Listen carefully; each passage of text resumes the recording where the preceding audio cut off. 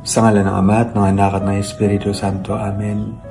Panginoon, gabayan niyo po ang lahat po ngayon ng mga nahihirapan, ang lahat po ngayon na may mga pinagdadaanan, at lahat po na mayroon pong kinakaharap na mga problema. Palakasin niyo po ang mga pinanghihinaan ng loob. Pagalingin niyo po ang mga may sakit. Pabalikin niyo po sa inyong daan ang mga nawawala. Akayin niyo po ang mga nag-iisa.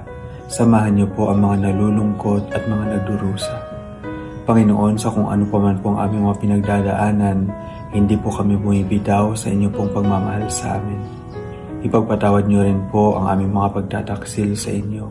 Ipagpatawad niyo rin po kapag kadalasan po kami ay nagiging makasarili. Ipagpatawad niyo rin po kung hindi po namin naiisip ang mga maraming pagkakataon na kayo po ay aming nasasaktan. Panginoon, sana po pwede lagi kami magsimula sa inyong grasya.